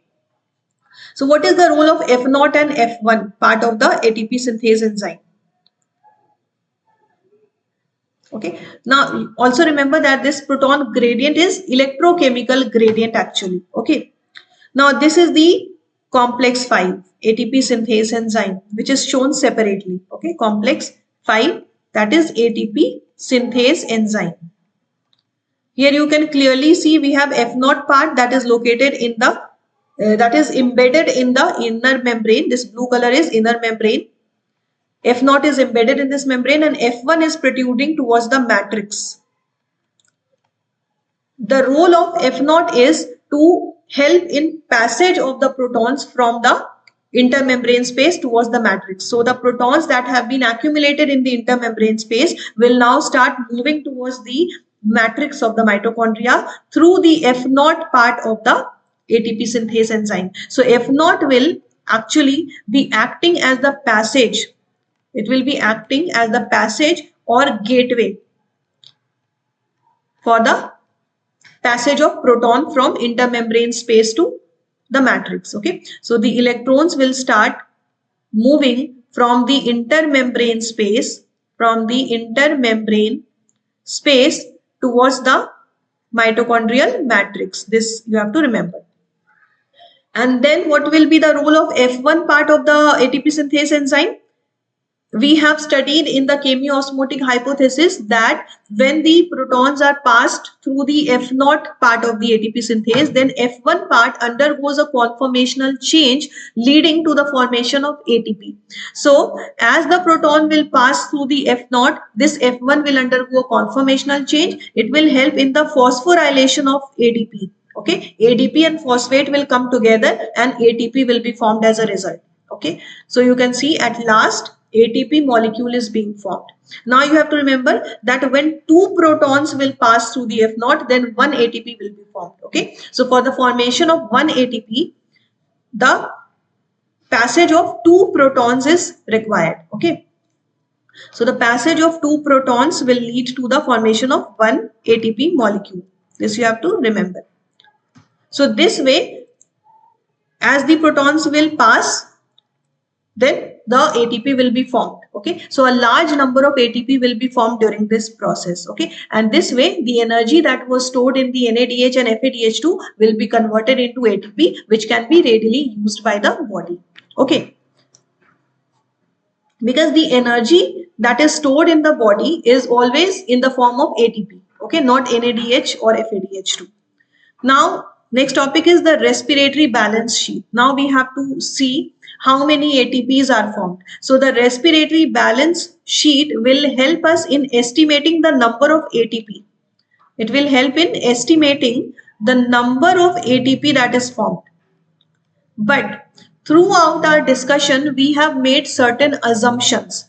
So it will be true, the number of ATP will be true only if all the assumptions we have made are true. For example, we have assumed that there are sequential orderly pathway. That means first glycolysis is there. Glycolysis is taking place in the cytoplasm. Then Krebs cycle is taking place in the mitochondrial matrix, and then electron transport system is taking place in the inner mitochondrial membrane. So there is a sequential and orderly pathway. This is our assumption, but it is not actually true, because in reality there are a large number of reactions which are taking place simultaneously. So it is just theoretically correct. It cannot be practically correct. Okay. Similarly, we have assumed that NADH that is formed during glycolysis will be transported to mitochondria for oxidative phosphorylation. Okay. Why it is known as oxidative phosphorylation? Phosphorylation means the addition of phosphate. So at last, at the end of the electron transport system, what is happening? Phosphorylation of ADP is taking place, leading to the formation of ATP. So this is known as phosphorylation. And why it is known as oxidative phosphorylation? Because it is utilizing the energy of oxidation and reduction reaction. Okay, or we can say that this process is utilizing the energy of redox reaction. Unlike in the case of photosynthesis. In case of photosynthesis, the phosphorylation was taking place and it was utilizing the energy of the sunlight, right? Therefore, it was known as photophosphorylation. In this case, light is not involved. Therefore, it is not photophosphorylation. Here, the energy of redox reaction is utilized. Therefore, it is known as oxidative phosphorylation. Okay. So, do you understand the difference between photophosphorylation and oxidative phosphorylation? Right? In both the processes, ATP is being formed, but the energy is utilized from different sources. Okay, this is the difference. Now, what is another assumptions that we have made? We have assumed that the intermediates which are formed during the reactions are not utilized for the synthesis of any other compound. Okay, but again, this cannot be true, because in reality, the body can use the intermediates for the synthesis of any molecule required by the body. Okay. Again, the another assumption is that only glucose is respired. We have assumed the glucose molecule, right? We have only discussed the oxidation of glucose molecule. We have not assumed any other molecule like fructose, sucrose, etc. Okay. Again, this is also impractical because there can be any other molecule, right? Therefore, we can say that this is actually an impractical thing to do, because all the pathways work simultaneously, right? And still, we will try to estimate the number of ATP for having a rough idea about how many ATPs can be formed, okay? But you have to remember that this cannot be practically true, it can only be theoretically true. But in the exam, you have to answer according to the theoretical way, because we have studied theoretically in this chapter, okay? So there is a net gain of 36 ATP after the complete oxidation of one glucose molecule. How 36 ATP are formed, that we have to see. So let's see. We have already discussed where ATP is formed, where NADH is formed, where FADH2 is formed, and we have also seen how do we convert the energy stored in NADH and FADH2 into ATP. But here we will just revise how 36 ATP are formed. So first box shows the glycolysis. Okay, this is the glycolysis. During glycolysis, we have discussed that 2 ATP molecules are formed, right? Let me zoom in. Okay, is it clear to you?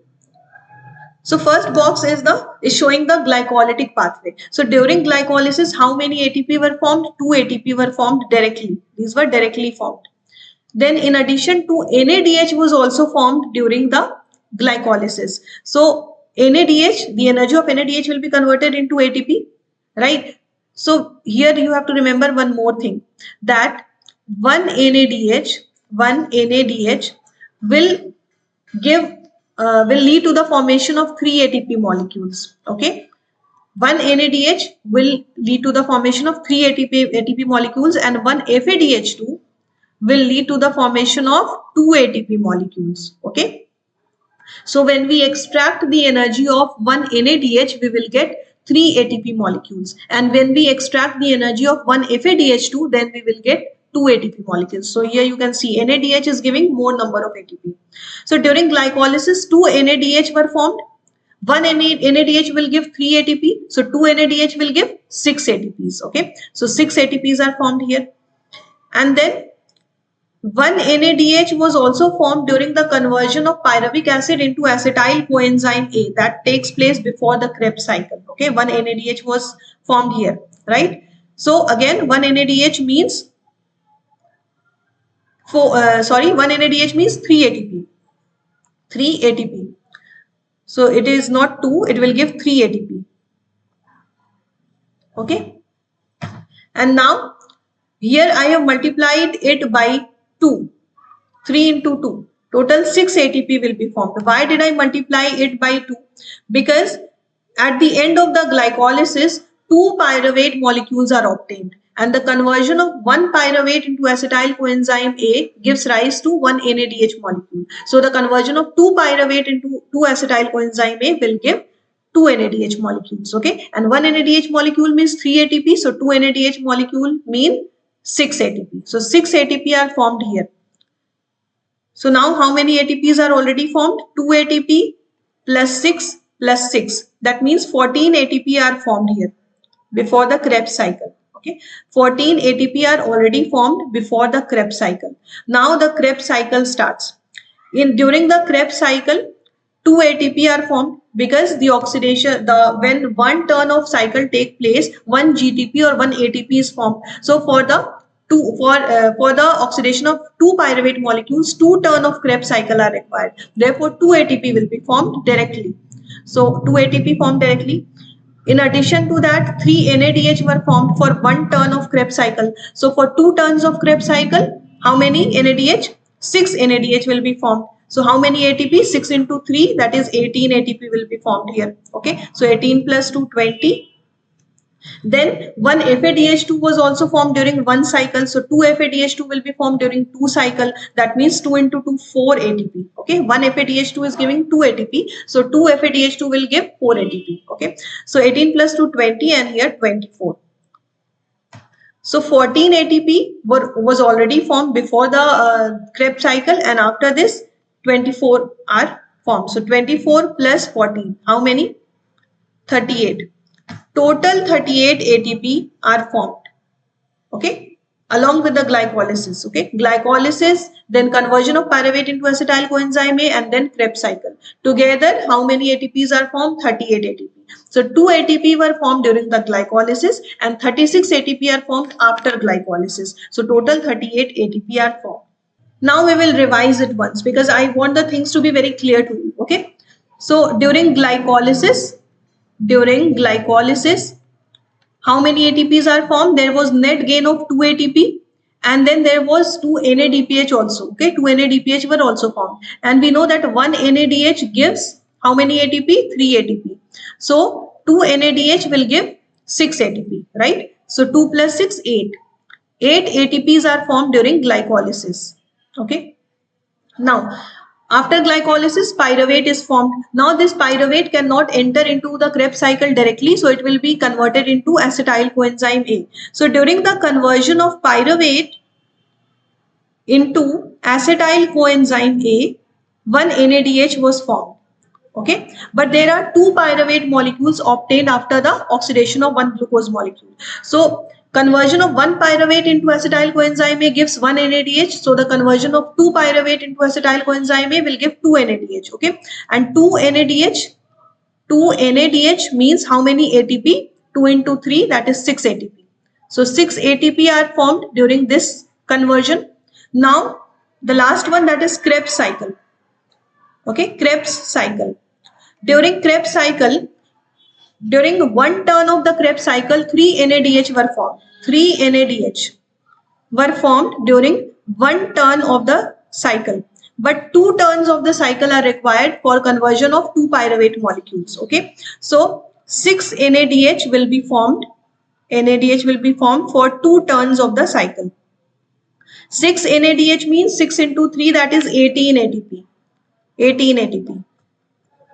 In addition, one FADH2 was also formed during one cycle. So for 2 cycle, 2 FADH2 will be formed, right? 2 FADH2. That means 2 into 2, 4 ATP. Because one FADH2 gives 2 ATP molecules. So 2 FADH2 will give 4 ATP molecules, okay? And during the Krebs cycle, one ATP was also formed. So for 2 turns of the cycle, 2 ATPs will be formed, okay?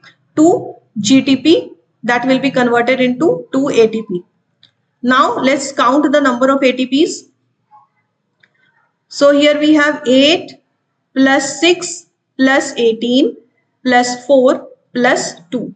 How many ATPs come? 4 plus 2, 6. 6 plus 6, 12.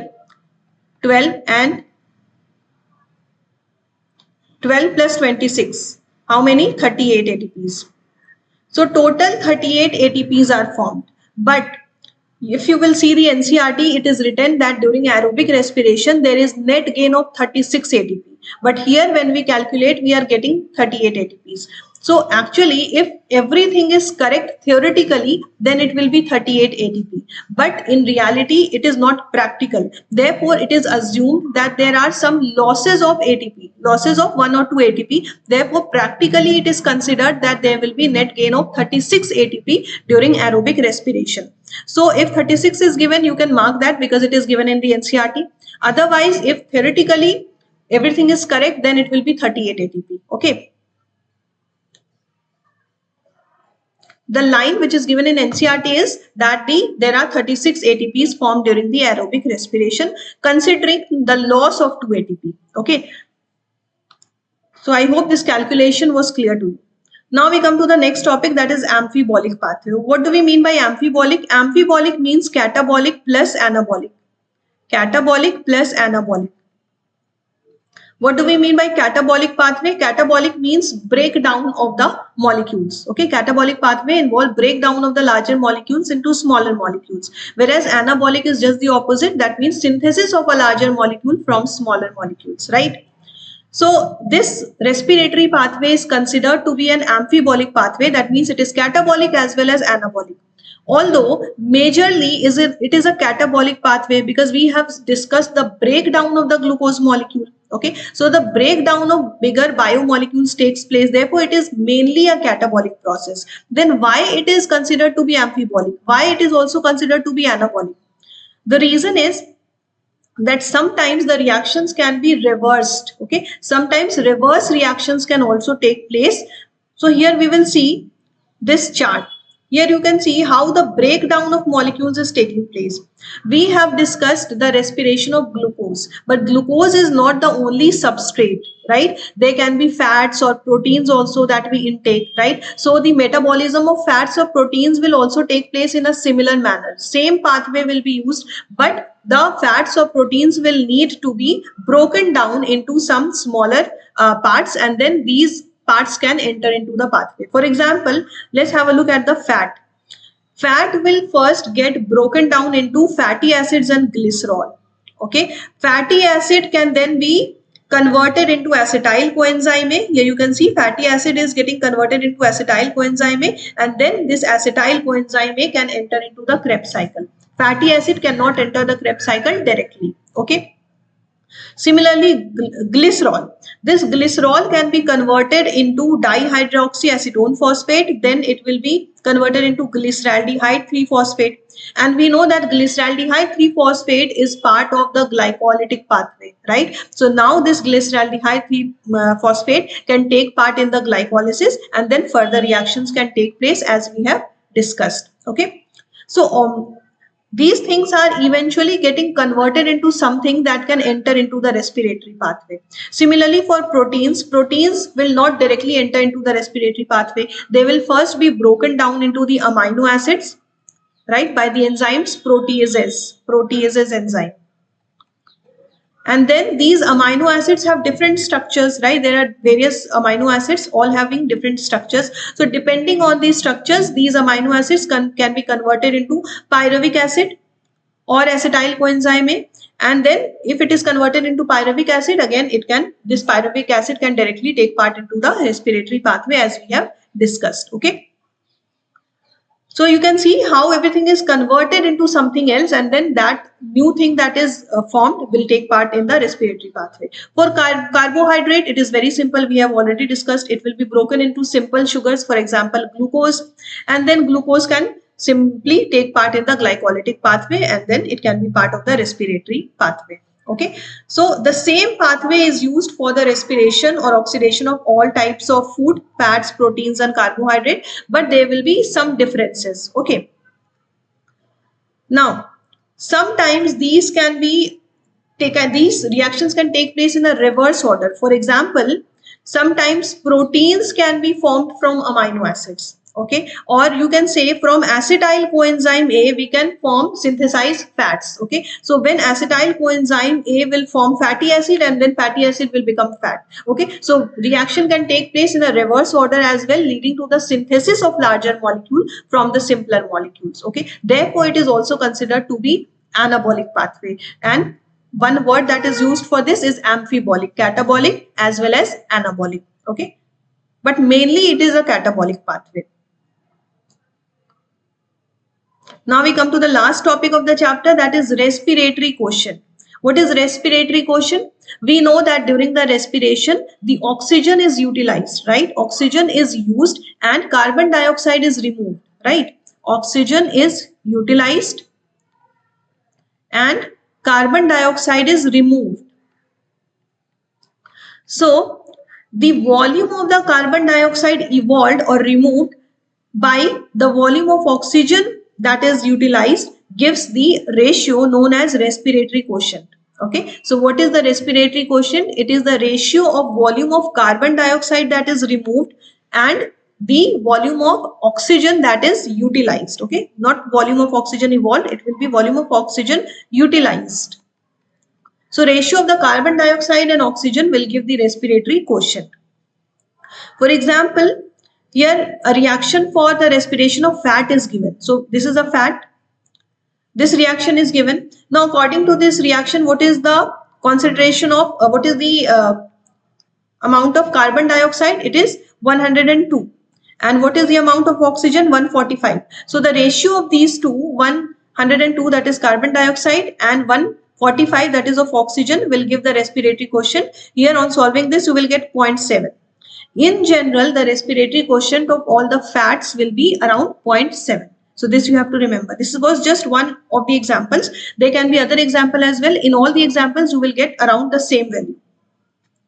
For carbohydrate, what is the respiratory quotient for carbohydrate? So this is the reaction for the respiration of carbohydrate, right? That we use. So here, carbon dioxide by oxygen. What is carbon dioxide? Here you can see 6. 6 carbon dioxides. And how many oxygens? 6. So 6 upon 6, that will give you 1. So the respiratory quotient of carbohydrates will be 1. So you have to remember, for fat, the respiratory quotient will be 0.7. For carbohydrate, it will be 1. And for proteins, the respiratory quotient will be around 0.9. So these you have to remember. This was all about this chapter. Okay, we have completed this chapter. I have tried to explain this chapter in the best possible way. Still, if you have any problem, please feel free to mention your doubts in the comment section. I will reply to your doubts. Okay. So we will be back with another session soon. Till then, keep learning, keep scoring high. Thank you so much.